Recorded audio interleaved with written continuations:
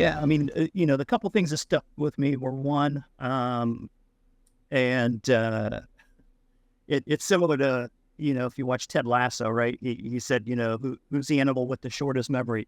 Be that. And it was very similar to that advice. It was, listen, shake it off. Don't worry about it. You're going to make mistakes. Because I used to be very, very hard on myself. And in my early leadership journey, I justified how hard I was on my team because I would always fall back on, I'm much harder on myself than I'm ever going to be on them. And what I found is what came out of that was I was expecting too much of other people and I was expecting too much myself. So I was setting both of us up for failure. So as I was able to get the advice, I said, number one, shake it off.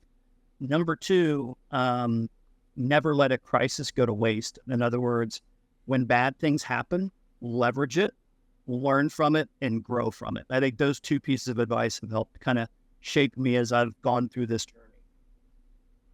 I found it interesting coming from an aerospace background myself, which, by the way, is shaped by the military. So most aerospace is shaped.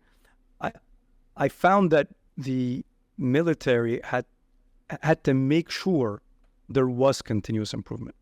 So it kind of almost brainwashed us into that. Did you have a similar experience? Were there certain things that you found foundationally kind of shaped you in that direction? Yeah, I think you make a great point. And it's interesting because I think as I go through and look back at my time in the Army, I was always the fixer, right? I mean, I averaged 2 years, a little bit more at every assignment. My wife jokes around that we've been married 25 years and we've moved, I think, 13 times, right? So I was always kind of the fixer, but I never really had, I would say, the methodology behind it. I would figure it out, I would bootstrap it, I'd figure out a way to get it done, but I just happened to be there when the Army rolled out Lean Six Sigma, and that was a game changer for me. Because once I got the system, the process in place, I was able to connect the dots. So I think the military definitely helped me kind of put a foundation and put a process behind what I think I could just kind of always did naturally. So first, I go in with a framework, and I kind of put the methodology to the side.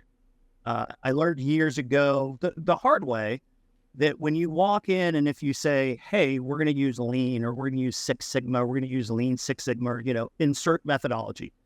Number one, a lot of people have no idea what you're talking about. Number two, you start throwing around Japanese terms, it's going to put people off at the very beginning. Number three, you're almost inviting people to say, well, we're going to use Lean, we're not Toyota. We're going to use Six Sigma, we're not GE. I thought you were going to say we're going to use the Japanese term so we can sound smarter. People don't know what we're talking about. We just walk in. That's why you pay us, because we do kaikakus and kaizens. I've got the same philosophy that you walk in and you start using these terms. That's totally happening. You know what I mean? Yeah. It is. Yeah, it is. And I think, some of this comes from my background. When I went through my studies for my PhD, I actually wrote my doctoral thesis on a continuous improvement topic. So I really dug into the research. And I think there's a lot of misunderstanding in the field, even among us practitioners, about, methodologies. I don't see continuous improvement as a methodology. I see that as an overarching umbrella. Underneath that, you have different methods or methodologies, your Lean, your Six Sigma, your Lean Six Sigma. So, what I try to encourage people to do is, hey, let's all agree that we want to continuously improve. Yeah. Can we agree on that? Let's put the methodology aside for a minute. Then what, kind of your second part is, okay, how do we do it? It starts and ends with the people, right? The people have to buy in to what you're doing. And the only way you can do that is to build trust. And I think that's the crossroads of leadership and continuous improvement, right? I think it's Stephen Covey that said, trust is the glue of leadership, right? Without trust, you can't have leadership. So if you're walking in as a consultant, right? I'm a bald-headed dude from Ohio. I'm going to walk in and help you. If I walk in like I know all the answers, it's not going to work. So you put a lot of emphasis on collaboration in general. How do you handle, if you can give us maybe a sneak peek of what we'll see in the book, how do you handle a contentious environment when you're coming in as a third party, as a consultant, and you need to work with the culture you're having? Can you kind of try to guide us through a scenario like that and how you'd handle it? Yeah, and it's very much what I put in the book is how I handle it, right? And as I would go around to different sites, the first thing I would do is I would go to the bathroom. And there's a funny part in the book where Sean and his boss have this moment where his boss says, "Are you okay? Because every time we go for a site visit, you go to the bathroom first thing." And, what he comes back and says is the bathroom will tell me more about the organization than anything else I could see. Right? Do you go to the executive one, or do you go to the one on the shop floor? On the floor. On the floor. Yep. You see what's really happening, right? Yep. So I'd say I go there. In the book, when he first comes in to transform this company, he doesn't start with any PowerPoints.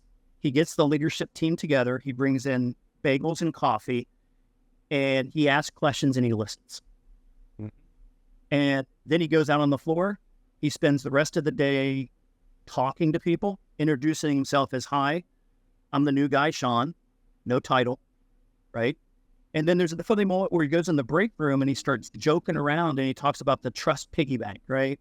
And I use this analogy a lot, is everything that we do as leaders, you're either making deposits into the trust piggy bank or you're making withdrawals. Yeah. Everything we say, everything we do. If your withdrawals exceed your deposits, you don't have trust and you can't be an effective leader. So that's me. And what I try to do is, one is I listen more than I talk. 70-30, 70% listening, 30% talking. Number two, I go to places on the floor where a lot of executives never go, and I see what's really happening. And then I go and I talk to the subject matter experts, the one who are actually doing the work on the floor, and I want to introduce myself and just hear what they think and how things are going.